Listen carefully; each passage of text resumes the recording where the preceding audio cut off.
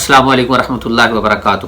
اسلام میں پرائیویسی کا کنسیپٹ موجود ہے یا یہ ماڈرن ایجوکیشن کی ایجاد ہے، اس پہ ہم گفتگو کریں گے۔ اصل میں آج کے دور کے اندر ہم دیکھتے ہیں بچے، ینگ جنریشن یا گھر کے اندر بڑے بھی سم ٹائم پرائیویسی طلب کرتے ہیں، ڈیمانڈ کرتے ہیں، وہ کہتے ہیں ہمیں پرائیویسی چاہیے۔ اور یہ پرائیویسی کیا ہے، اسلام نے اس کا کیا کنسیپٹ دیا ہے اور ماڈرن ایجوکیشن نے اس کا کیا کنسیپٹ دیا ہے؟ کیا یہ چیزیں اسلام کا حصہ ہیں یا ماڈرن ایجوکیشن کا حصہ ہیں؟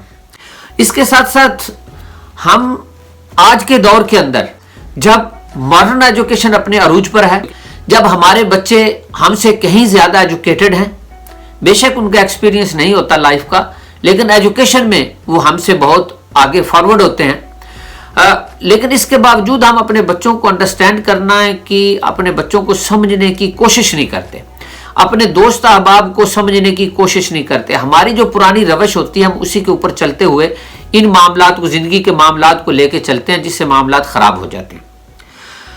ہم کسی رشتہ دار یا دوست کے گھر جائیں، ہم اجازت طلب کرنا گوارا نہیں کرتے، جبکہ قرآن مجید فرقان حمید میں اللہ رب العزت نے سورہ نور میں آیت نمبر 27 میں فرمایا، یا ایھا الذین آمنوا لا تدخلوا بیوتا غیر بیوتکم حتی تستأنسوا وتسلموا علی اہلھا ذالکم خیر لکم لعلکم تذکرون۔ اللہ پاک نے قرآن مجید فرقان حمید میں یہ واضح بتایا، یہ بات کسی کافر سے نہیں ہو رہی، کسی غیر مسلم سے نہیں ہو رہی۔ اللہ رب العزت نے فرمایا، یا ایھا الذین آمنوا، ایمان والوں سے بات ہو رہی ہے، مسلمانوں سے بات ہو رہی ہے کہ اے ایمان والوں، جب تم کسی کے گھر جاؤ، یہاں پہ یہ بالکل کوئی علیحدہ نہیں کیا گیا کہ بھائی کے گھر جانا ہے، بہن کے گھر جانا ہے، چچا کے گھر جانا ہے، ماموں کے گھر جانا ہے، پڑوسیوں کے گھر جانا ہے، رشتہ دار کے گھر جانا ہے، کسی کے گھر رشتہ دیکھنے جانا ہے، کوئی کلیئر نہیں کیا گیا۔ ایک ہی لفظ یوز کیا گیا کہ لا تدخلوا بیوتا، کسی کے بھی گھر میں جاؤ، یہاں تک والدین کے گھر میں بھی اگر ہم نے جانا ہے، بیٹا علیحدہ رہ رہا ہے، اس کو والدین کے گھر میں بھی جانا ہے، یا باپ کو بیٹے کے گھر جانا ہے، تو قرآن مجید فرقان حمید ہمیں یہ کہتا ہے کہ اجازت طلب کرو۔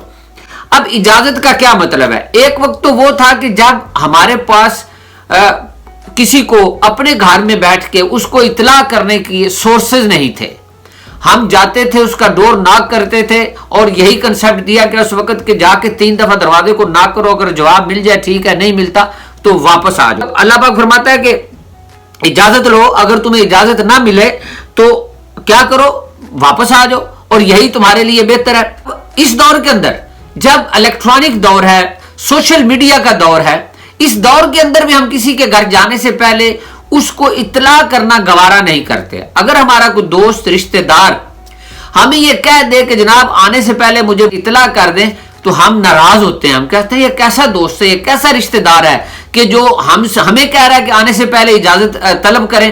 اس کا فائدہ کیا ہے؟ سب سے پہلے تو یہ ہے کہ جب ہم کسی کو یہ بتائیں گے کہ ہم آپ کے گھر آنا چاہ رہے ہیں، تو اس کی مصروفیات ہیں، اس کے فیملی ہے، اس کے بچے ہیں، اس کے بہن بھائی ہیں، اس والدین ہیں، اس کے گھر کے اندر پوری ایک فیملی ہے اس کے گھر کے اندر جن کے ساتھ بھی وہ رہ رہا ہے۔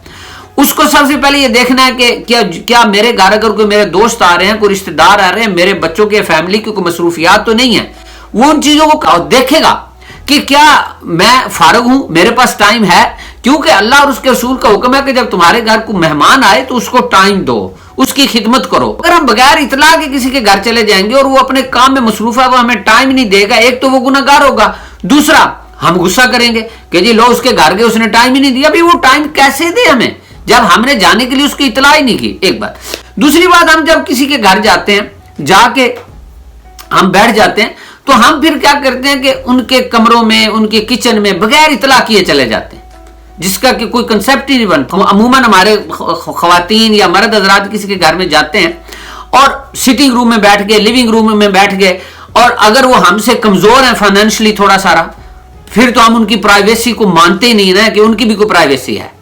اگر کسی غریب کے گھر ہم چلے جائیں تو اس کی پرائیویسی تو ہم مانتے نہیں ہیں کہ اس کی بھی کوئی پرائیویسی ہے، اس کے بچوں کی بھی کوئی پرائیویسی ہے۔ ہم ان کا ایک سیکنڈ میں پورا گھر گھوم رہیں گے اور ہر چیز کو دیکھیں گے، جبکہ ہمیں تو اسلام کے اندر یہ حکم دیا کہ آپ جس کسی کے گھر چلے جائیں، جس کمرے میں آپ بیٹھے ہوں، اس کمرے کے اندر جو چیزیں پڑی ہوئی ہیں ان کو بھی غور غور سے نہ دیکھو۔ کیوں؟ ہو سکتا ہے کہ جو چیزیں ہمارے گھر میں پڑی ہیں ان سے وہ اچھی نہ ہو، کوالٹی میں ان سے اچھی نہ ہو، دیکھنے میں ان سے اچھی نہ ہو، اور ہم جس کے گھر گئے ہیں وہ شرمندہ نہ ہو اس بات سے. جس کے گھر ہم جا رہے ہیں اس کو ہمیں ایزی فیل کروانا چاہیے. اب نبی پاک صلی اللہ علیہ وسلم نے فرمایا کہ بیٹے جب تو اپنے گھر جائے تو سلام کر اور اجازت طلب کر. صحابی نے پوچھا یا رسول اللہ صلی اللہ علیہ وسلم کیا میں اپنی والدہ سے بھی اجازت طلب کروں گھر جانے کے لیے؟ والدہ سے بھی اجازت طلب کروں؟ اب یہ بہت توجہ طلب بات ہے. فرمایا ہاں اپنی والدہ سے بھی اجازت طلب کرو.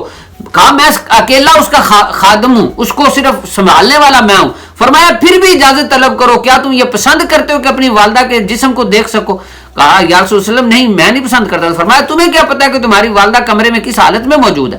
اس لیے قرآن مجید فرقان حمید نے دوسری جگہ پہ فرمایا وَإِذَا بَلَغَ الْأَطْفَالُ مِنْكُمُ الْحُلُمَ فَلْيَسْتَأْذِنُوا كَمَا اسْتَأْذَنَ الَّذِينَ مِنْ قَبْلِهِمْ كَذَلِكَ يُبَيِّنُ اللَّهُ لَكُمْ آيَاتِهِ لَعَلَّكُمْ تَعْقِلُونَ. یہ بھی سورہ نور آیت نمبر 59 ہے. اس میں قرآن مجید فرقان حمید نے فرمایا کہ جب تمہارے بچے بالغ ہو جائیں, کیا ہو جائے؟ جب تمہارے بچے بالغ ہو جائیں تو پھر کیا کرو؟ اجازت طلب کرو. وہ بچے بھی اجازت طلب کریں اور تم بھی اجازت طلب کرو. بھائی بہن کے کمرے میں جائے اجازت طلب کرے, بہن بھائی کے کمرے میں جائے اجازت طلب کرے, باپ بیٹی کے کمرے میں جائے اجازت طلب کرے.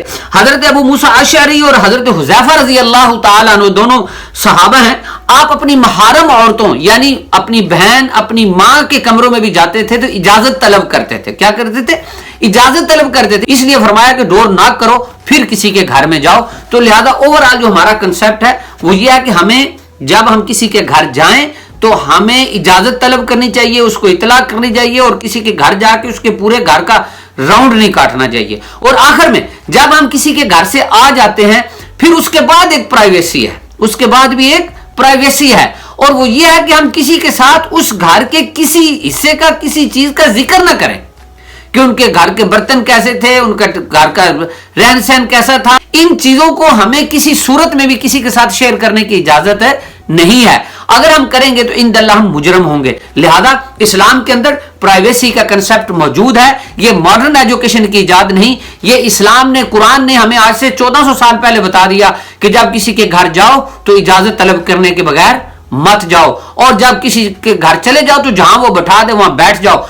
حاجت کے لیے کسی دوسری جگہ پہ جانا ہے تو ضرور اطلاع کرو, ان کو بتاؤ کہ مجھے ٹوائلٹ تک جانا ہے. یہ نہیں کہ اٹھو اور اٹھ کے بغیر بتائے اٹھ کے ٹوائلٹ کی طرف چل پڑو, نہیں, اس چیز کی اجازت نہیں ہے. اللہ رب العزت ہم سب کا حامی و ناصر ہو اور ہمیں عمل کی توفیق عطا فرمائے. السلام علیکم ورحمۃ اللہ وبرکاتہ.